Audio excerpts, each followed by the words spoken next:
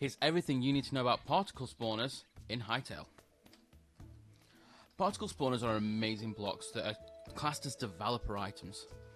They can do everything from making the world look more magical to adding life to your incredible nature scenes and creating geysers gushing up out of the water. And here's how you can get them. For every item you're going to see in this video, I'll put the item ID down in the description. All you need is this command. Give your player name and then the item ID. And that'll give you the item to be able to place it down in your world and add magic to everything you have. So let's go over them. The first one you can see is the helix spawner. This creates particles which float up from the ground and spiral around each other in a double helix. It's great for adding magic that comes from the earth itself. This one can actually already be found in the world over at the Forgotten Temple above the Heart of Orbis. Next, we have the sparks. Now sparks infuse the air with particles. They make everything look so magical, like the air itself is just infused with magic. It's subtle blue and just looks incredible. This one I haven't been able to find in the world yet. So the only way to get it, to my knowledge, is either through the asset list or with the give command. Now the third particle spawner we have is the portal spawner. This one's a little bit different because it doesn't stick around. So we can place this on top of a pedestal to see it properly. It creates this incredible portal on the floor that pulls magic into itself. And then after just a few seconds, it disappears out of existence. This could be great in maps where you have end goals or something you need to stand on. How you would get it to place down? That I don't know yet. Next we have the runic circles. There are 3 of these. These can actually be found already again at the Forgotten Temple, holding up giant boulders in the air. The first one is the basic circle spawner. Now this creates a large, flat, circular ring of runes. It looks incredible, and actually makes me wonder for the future of this game.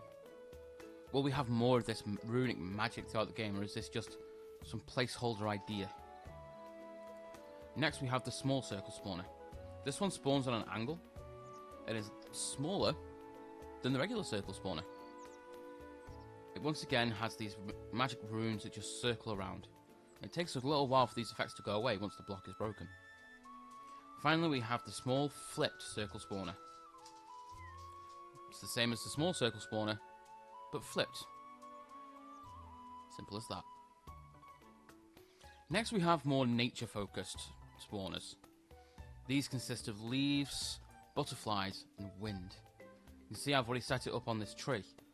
We have leaves falling down from the canopy, butterflies searching for nectar, and this wind that flows through the tree. We can look at each of them individually. Let's get rid of those. I have the butterflies, the wind, and 2 leaf spawners. So the butterflies, as you can imagine, spawns butterflies around the area. These are just particles, they are not entities you can interact with. They're very cute, this beautiful pale blue colour that almost shines. Next we have wind, possibly the most subtle of the effects that you can currently get in game. It creates these kind of drifts of air that flow forward. This is great in the canopies of trees or on a mountain. Then we have the leaf spawners. Now there's 2 of these. This one is the small leaf spawner. It has smaller, daintier leaves that kind of flow down, not quite as dense. And then the leaf spawner has slightly bigger leaves, which again kind of flow down. They do spawn a little bit above the actual spawner block, so bear that in mind when placing them. Now the final item in this list isn't the same as these spawners. This is going to create a geyser of water that shoots up into the air. So if we place it down, you can see it creates this big jut of water shooting up. We can place it underneath ponds at different height values to create differences in how tall the water comes up. This would be amazing in fountains, in areas of geysers, hot springs and ponds. Anywhere you just want to add some life. of you who follows Cypress on YouTube, he actually covered some of these in his most recent video, but he missed out quite a lot. So Cypress, if you see this, I hope this has been really informative for you, and I would love to see what you can do with this especially. But until then, that's Hytale's particle spawners explained.